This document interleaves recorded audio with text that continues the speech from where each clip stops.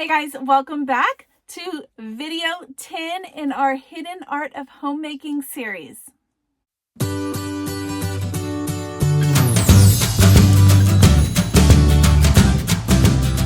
Alright guys, welcome back. I'm Laura Wilkie with Down Home with Lemon Pie. I am a Christian stay-at-home homeschool mama of 7, and we are right in the middle of our Hidden Art of Homemaking series. We're going with through this book by Edith Schaefer, chapter by chapter, talking about it. We're going through it together, and I hope you guys are having as fun, as much as a good time as I am in this series, because there's so much good knowledge and wisdom in here. And this book is not that big, but it is packed full of great knowledge for Christian homemaking, and I'm excited to share this with you guys.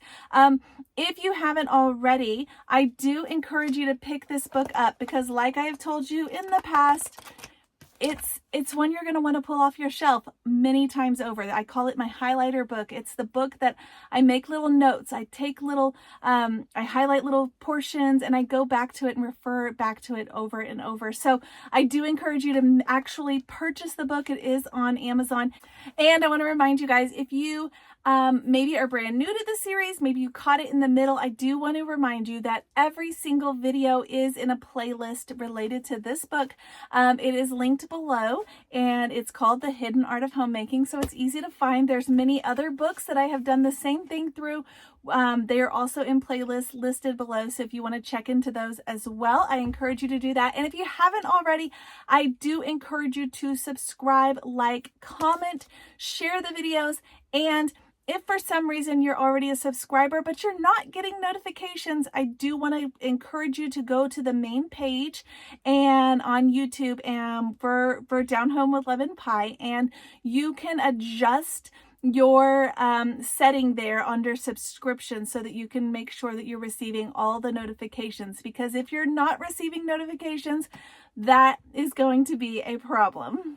All right, so this is chapter 11. This is the 10th video, but it's chapter 11, and it is called Creative Recreation. And this is such a fun chapter. When I was going through this, previewing for this video, there were a couple things that I'm going to point out in this chapter that have become kind of like trendy, and like if you're on Instagram or if you're on in homeschool groups, you'll see a couple of these things, and they've become like little trends in the world, and she points these out. But I want to keep in mind, this book was written in the 70s, 71, and back then this was not the trends. Okay, so that is super exciting, but I also want to encourage you guys that just because you see it as a trend doesn't mean that it's not good and quality and important. So even if it's like, oh, but that's trendy, that's just gonna fall out of style, it may not. It may be something that has stood the test of time 50 years ago that has worked and will work now. So do keep that in mind as we read through this chapter. First of all, she starts right off with creative recreation. She gives you 2 definitions for creative recreation. The first one is recreation which produces creative results, okay? Recreation that stimulates creativity, refreshes one's mind, and stirs one to produce something, okay? The second one is recreation that is the result of original ideas. Creative because someone has creatively planned an evening or a day or an occupation which in itself is fresh and different. Okay, so 2 definitions there. One that produces creativity and one that is because of creativity. Okay. So we're going to start with the first one, something that produces creativity, recreation that produces creativity. I love this so much, and you're going to recognize some of these things that she talks about, as far as they are really prominent right now in the homeschool world, even in my own home, because they're things that I feel like as a society we're getting away from, and we're going to talk about it. So she goes right in. she's talking about like going out, like on a nature hike or on a, you might call it a nature walk or just a walk in general, a hike, whatever. She says to get away from the miles of concrete in cities, to leave the hum of voices and the screech of machines. Her descriptions here of a city are so vivid. To get out of reach of the advertising in its various forms, so cleverly designed to crash into one's thinking with subtle or open suggestions. She goes on and on and on. Just really vivid descriptions here of the life that we live in a city, in a busy urban area, right? To get away from all of that, this is to give one the possibility for some original thinking, for getting a few fresh ideas, for feeling inspired to some form of creativity. Next thing she talks about, which I think is very important to point out because you don't see this side ever approached. We live in a world right now where there's a big focus on climate change and all of the things that go along with that, but you never see this side of it. And this side of it says, people are not only spoiling nature and the earth, but they are also insulating themselves from it. They always have a building, a street, a car, a terrace paved with tile, or something between themselves and the earth. Okay? That's important to note because you don't see that part of it pointed out often. She says, man was made to relate to the things in the earth, mineral as well as plant, oxygen as well as animals. I put a star at this next line because I thought it was so crucial, so important. However, although everything we find in civilization has come from or has been produced out of the raw materials existing in the earth, still it seems we have become more and more separated from the basic things of the earth. Isn't that something interesting to ponder? That even the things that we are connected to that came from the earth feel still very removed from the earth, right?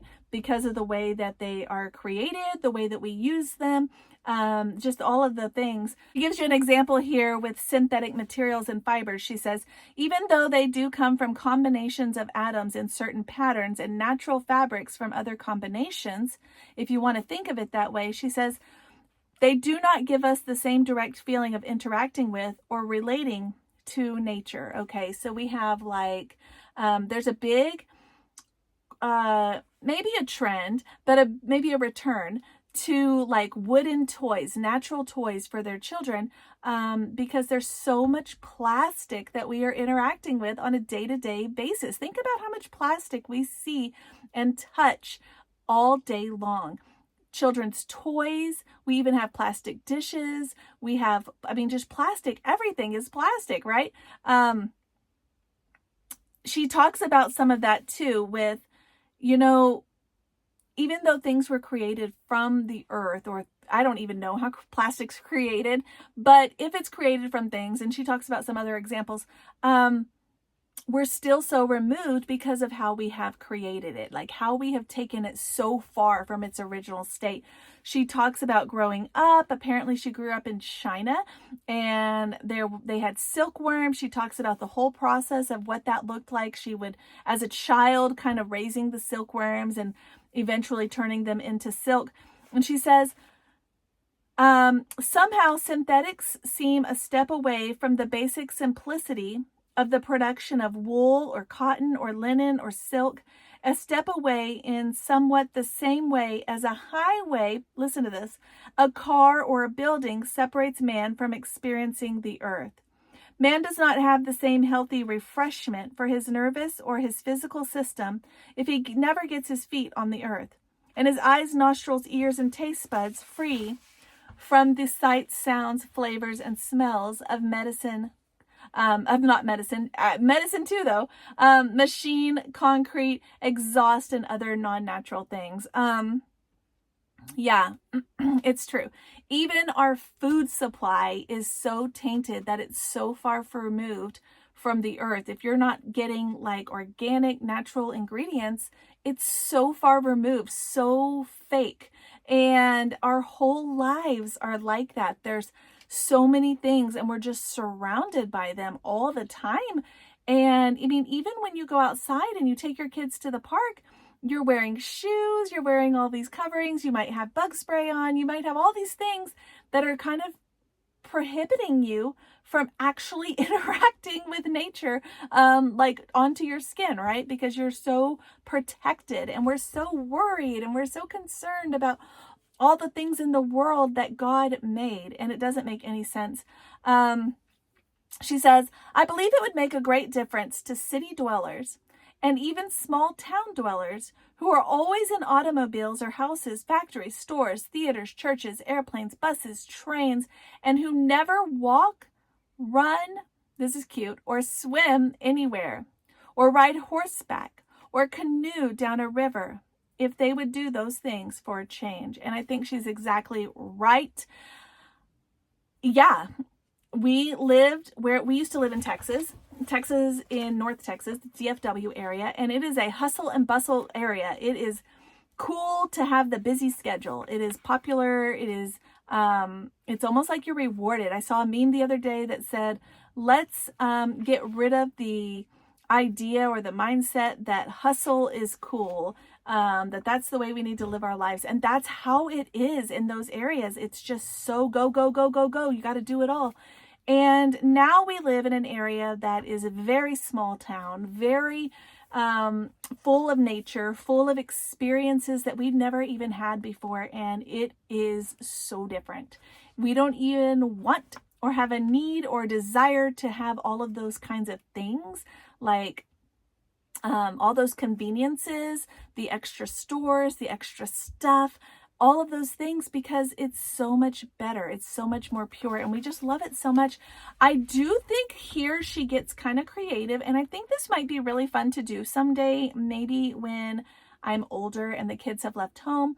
But she says, it takes willpower and determination in today's world to take a day off to walk or hike, to become tired yet refreshed through physical effort in the setting of the beauty and quietness of nature. Now, don't get me wrong, we go on hikes all the time as a family, but what she's getting at here is a hike where you go somewhere and you go so far away without a vehicle, and you stay the night there, you experience there, and then you walk back. Like, that is so foreign to us as a society today.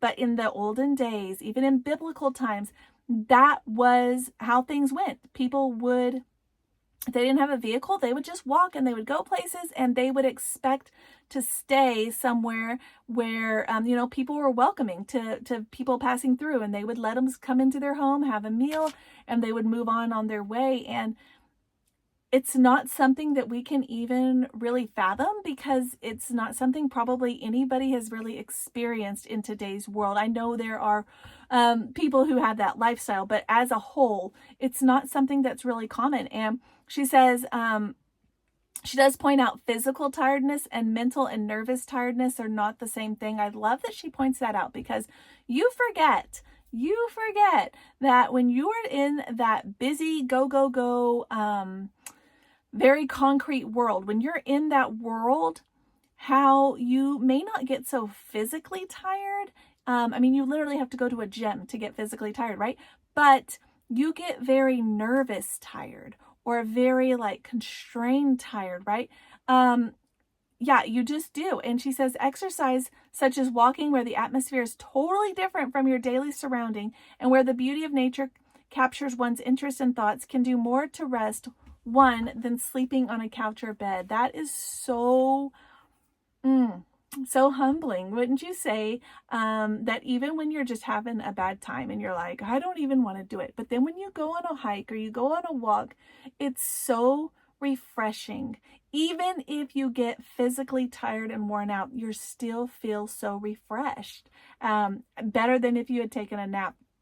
She says, this kind of rest, a sliding away of the tensions and worries, a change of perspective, an emptying of the mind of the daily schedule, releases creative energy, creative thoughts, and ideas. She says, it's amazing how far you can get in one day. I think that's important to note because it is amazing.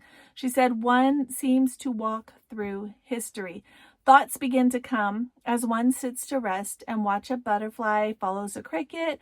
All these little things that you can do out in nature. I find myself doing that even now. Like even I'll go take a walk because I'm like, woo, there's just so much going on. And then it's so refreshing and just so good. She says, it is in nature among the things which God has created, designed, and brought forth himself that we are in the most natural atmosphere to be inspired.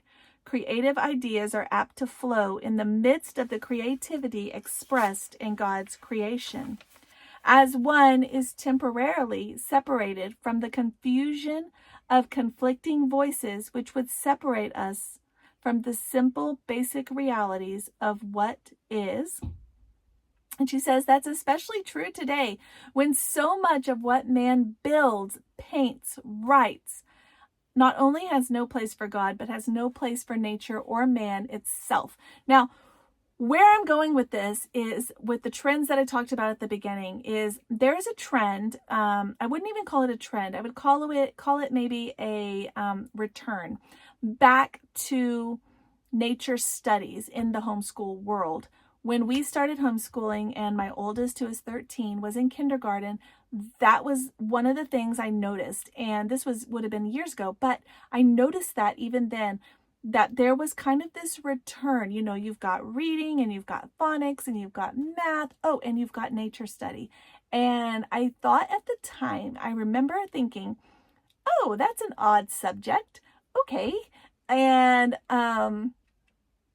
if I'm going to replace a subject, it's not going to be that one because it is so good and it is so great to connect with those kinds of things that God literally made. And yeah, it's just so good. So that was the first one. She does talk about, of course, you'll need to have special clothing for special situations, special weather, whatever it is. But she says wherever you live, it is possible to get out into nature. You may have to take a little drive. You may have to do it on the weekends or whatever, but you can do it. I love how she mentions this, that even though you're out in public, if you go on a hike, you go on a walk, even though you're out in public, you're out in the world, you feel like you have so much privacy and protection from other people. Isn't that interesting that you can go out into God's world and feel privacy and protection when you can't feel it in your own home? Isn't that interesting? Or in your own city or whatever. Next, she says the adventure is heightened if one stops in a village for overnight. That's what I was talking about. Having come on foot with no transportation. You know, I do honestly think that would be a fun adventure when I get older. Maybe even with teenagers. I don't know. But I think that it would be fun. Just the whole thing. I don't know if that'll ever be possible, but I might be just pipe dreaming over here. But I feel like it would be just a fun experience to go out and walk somewhere, and wherever you are, you end up and you stay the night. You just do this whole thing. I'm guessing there would have to be some planning to that, but I think it just sounds so, I don't know, spontaneous, adventurous. Okay.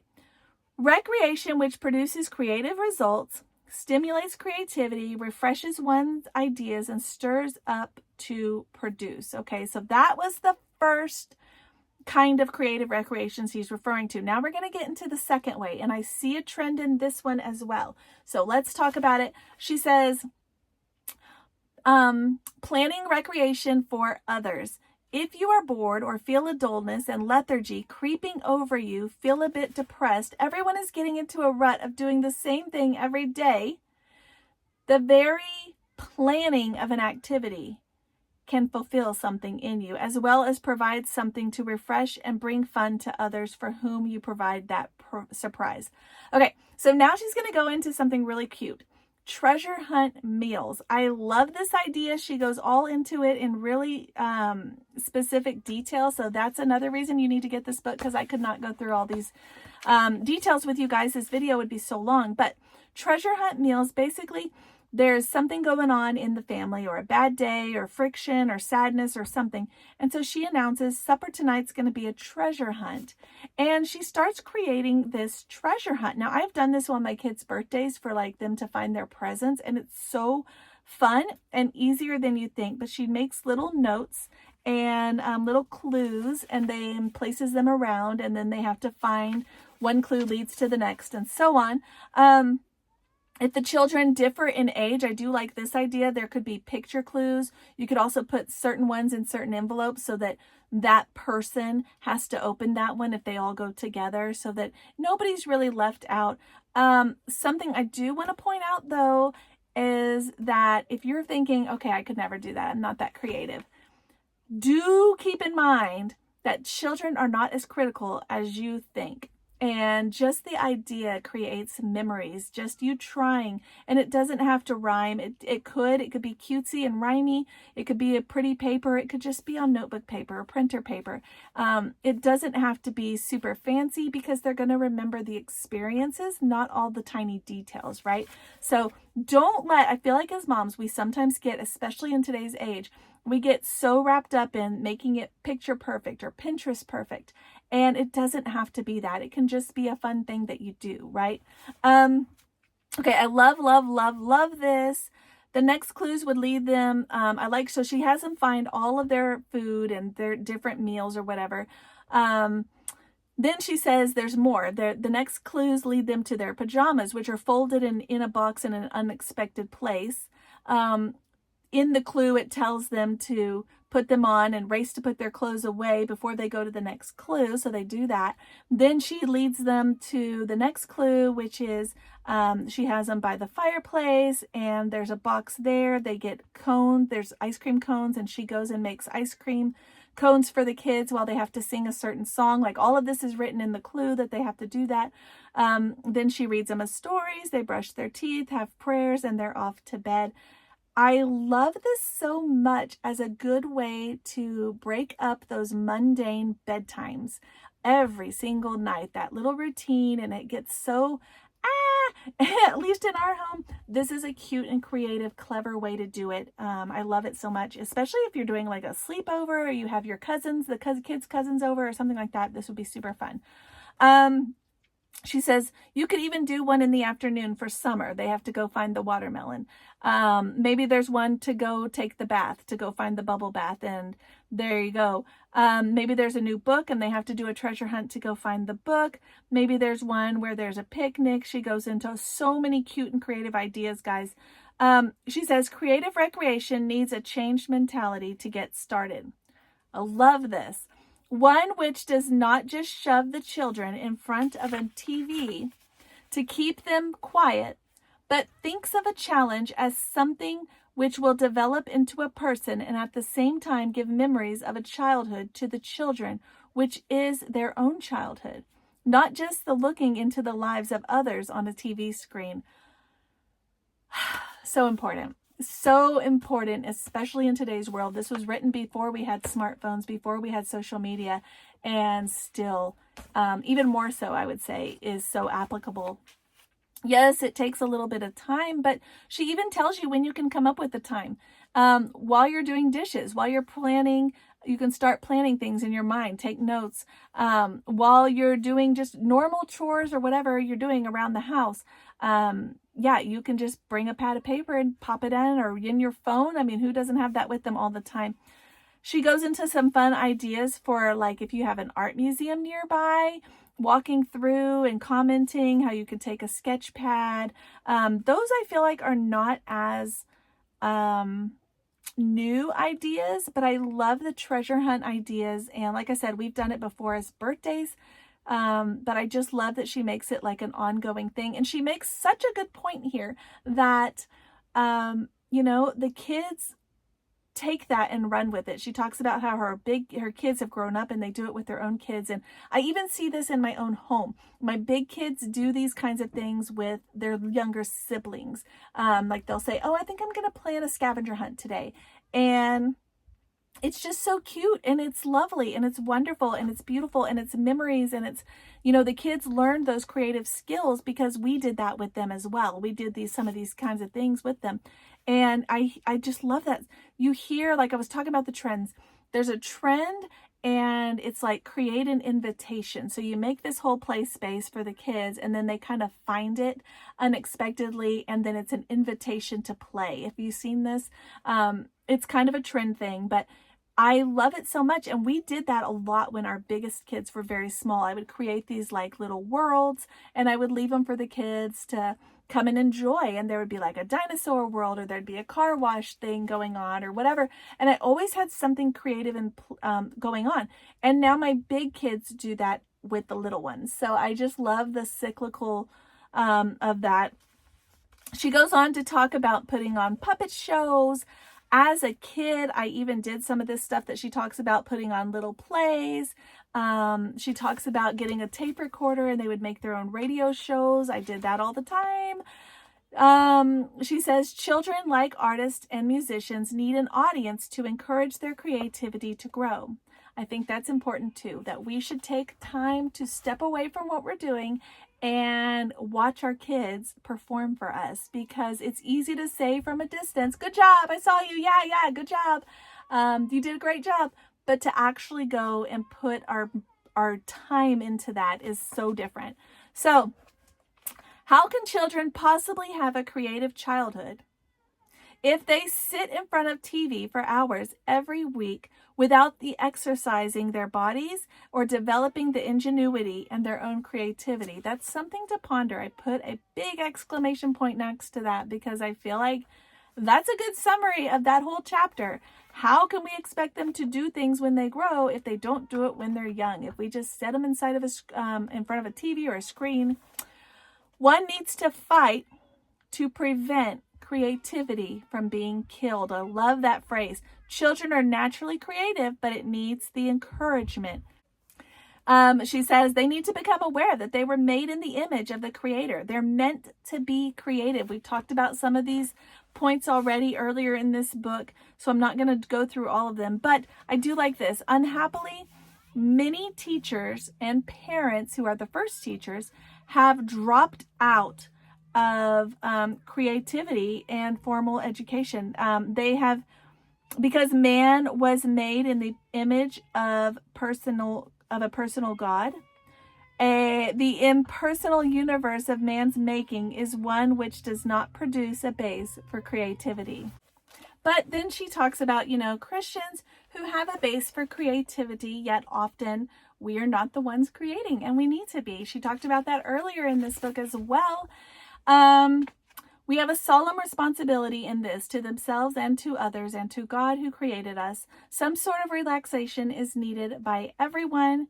Part of that relaxation should equip and prepare us to be more creative in our work and our lives. And part of it ought to be the result of creative ideas which are growing and multiplying all the time.